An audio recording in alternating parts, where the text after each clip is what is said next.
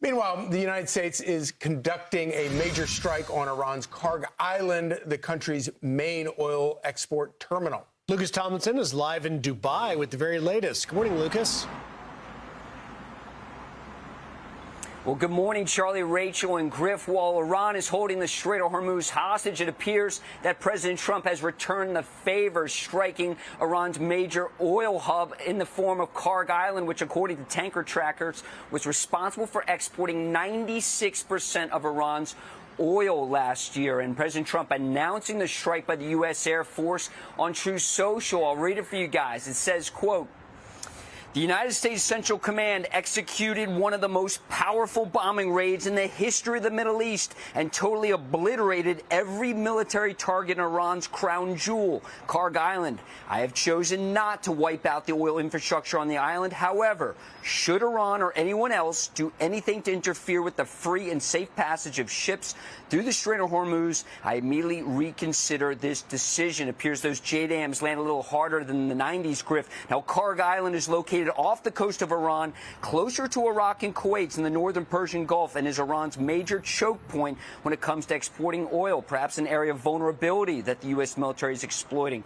Now, here's what the strikes on Kharg Island looked like from a drone orbiting overhead. The Pentagon is likely looking at options to seize this island because Iran is exporting more oil through the Strait of Hormuz now than before the war started, believe it or not, according to the Wall Street Journal. Now, over VHF radio, that's ship-to-ship radio on the bridge of every ship, Iran's Islamic Revolutionary Guard Corps continues to make broadcasts saying the Strait of Hormuz is closed. But China continues to buy large amounts of oil from Iran, and India announced it's getting some ships through as well. Here's more from President Trump. The situation in Iran is going very well. A lot of big hits today, a lot of big wins today, as you probably have heard militarily. And I think it's going very well, and for very good control. Today we've had some very, very big hits, very powerful hits.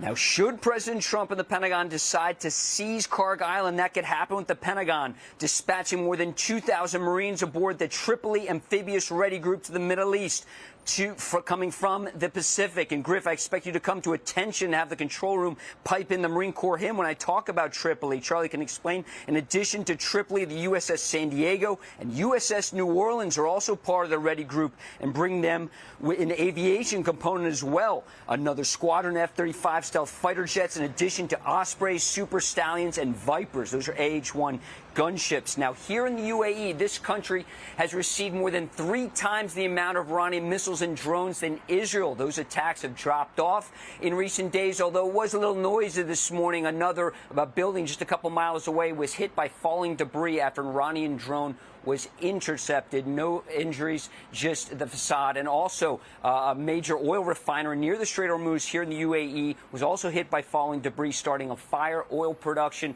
and pumping has ceased, but also no injuries to report, guys. And look, just very quickly, before we let you go, when you talk about the Tripoli and the 31st MEU being deployed there, a lot of people think that, oh, we were going to invade or try and take Kharg Island. But can you just quickly walk viewers through the fact that having the MEU over there and the Marine capabilities and the helicopters and the things that you just mentioned that this amphibious group is bringing with it will actually in a larger way be able to protect the maritime shipping lanes as well? It's not just directed at Kharg Island, right?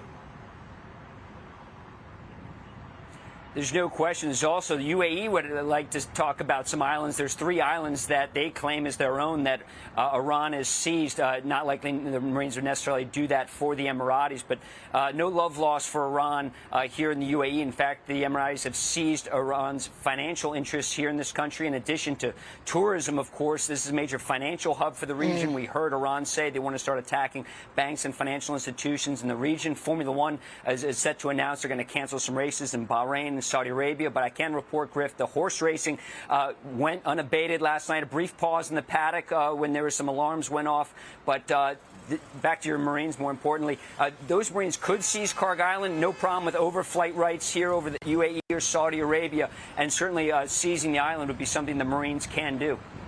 All right, Lucas Tomlinson, thank you so much. Thanks, Lucas. So let's bring in EPA Administrator Lee Zeldin. Great to have you with us this morning.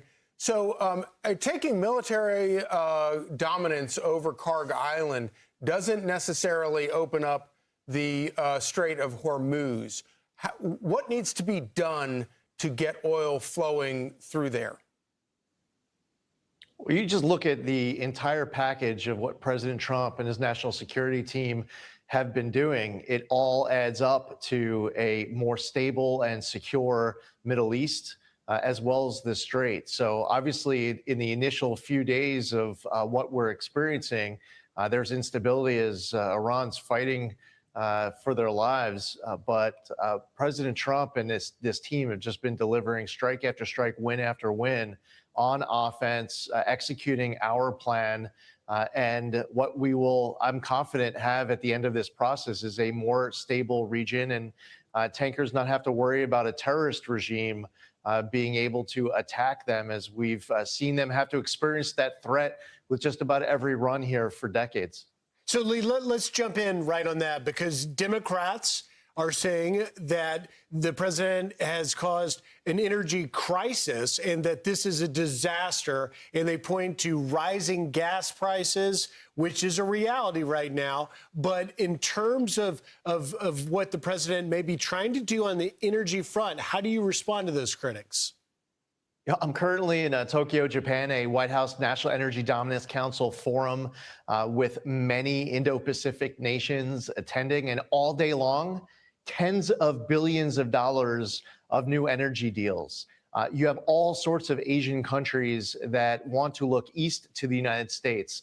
They're looking at crude oil and LNG and more that have been exported from the United States that for a long time, for decades, have had safe passage without having to worry about a terrorist attack. And by the way, those exports from the United States get to Asia in a fraction of the time that it takes to get those exports to come from the Middle East. And that's why all these deals are being struck. And it has to do with energy, critical minerals. We're talking about nickel and other we're talking about rare earths, the entire process of the supply chain end to end. It's been a pretty amazing day watching these deals get cut and announced all day long. Lee, I want to play this clip of President Trump. Here is President Trump saying he expects that the prices for oil will drop significantly soon. Listen. Well, I think your gas prices, as soon as that's over, are going to come tumbling down along with everything else. I think it's going to be, you're going to see a very big decrease in the price of gasoline, gas, anything having to do with energy as soon as this is ended. But we had to end the nuclear threat in the Middle East and throughout the world, and we will have done that. So he says, as soon as this is ended, which is a really great, it's a really great thing to hear, because we know you're right now at EPA, but you were a politician for many years. You know that this midterm is looming. Prices are high. There's also political pressure on the administration to get those prices low. Do you think that things will end quickly here? Charlie had a guest on just earlier who said that this attack on this Coral Island, this jewel of Iran's for their oil exports, might set the table for some sort of negotiation. Do you see that as well? Absolutely. And beyond what I just reflected on from what I experienced today in Tokyo, this is a moment where the United States is looking inward, more of an opportunity to unleash energy dominance. When President Trump is talking about more baseload power, reliable, durable baseload power, he talks about clean, beautiful coal, our oil, building more LNG pipelines, having more plants come online, more nuclear power, and these other nations that for a long time have had concerns about where they were relying on for their imports from out of country. I think you're going to have a significant realignment that is going to help the United States economy writ large. It's going to help with jobs. It's going to help with lower energy prices. I think that this is going to be a catalyst for change and a big realignment, not just with decisions as it relates to looking west from the Indo-Pacific to the Middle East, but also the way people are looking to China. And for these partnerships now to realize in this moment, we all come together, we lift each other up and they are able to look to the United States, not just for that leadership, but for these resources. This is going to be a very good thing for the United States that started the moment that President Trump got elected. But you think that this could happen before, in time for it to have an impact on the midterms, which are super important. Essentially, the Trump agenda ends if the House and the Senate are lost. So, in many ways, so you think that this can happen in time for it to have an effect on the midterms? Yeah, absolutely. Amen. It started already. If you just look at all the announcements that came out of Japan just today, that's going to continue. I mean, I was sitting across the table from the leadership of all of these different countries that they want to cut deals. We're going to have the Japanese Prime Minister coming to the White House, meeting with President Trump this week. They've had a long time relationship with relying on the United States for imports. And they're saying, you know what, if it's taken 8 days to get crude oil from Alaska, that's a lot better than 28 days coming from the Middle East. We want more of it. It's kind of remarkable, and it doesn't get said enough. But of course, if this were going on in Iran right now, back in 2008, before the shale revolution in the United States and before America achieved if not total domination in terms of energy production, very close to it. And obviously the first term of President Trump, put a lot of effort into that. We would be looking at a very different scenario in terms of energy. You're in Japan there now. What kind of increase in in production could you envision for America if people try, if you manage to open up all those spigots? Mm-hmm. Yeah, right. So you think of Alaska, where you have the Trans-Alaska Pipeline. There's a lot of talk right now about a new LNG pipeline to run alongside that Trans-Alaska Pipeline. By the way, that Trans-Alaska Pipeline has the capacity to be pumping a lot more oil through it. I think of Transwestern having a multi-billion-dollar natural gas pipeline expansion in the Southwest United States, the approval and upcoming groundbreaking of the Nessie pipeline to deliver natural gas in the Northeast, just all across the country, all of the clean, beautiful coal plants that were slated for closure because of Biden regulations that are now getting reversed. I mean, you think of all the retrofits on nuclear, small modular reactors where grounds have been broken. It's just a really exciting time across the board. I actually believe strongly that this is a catalyst for even more progress faster. And you've got a Japanese Prime Minister in Sanae Takaichi, who is very pro-growth, very pro-President Trump. We look forward to learning more about your trip over there. Lee Zeldin, thank you very much. Yeah. All right, great day. Lee, you're doing a great job out there. Thanks, Lee. All right. Thank you, Rachel.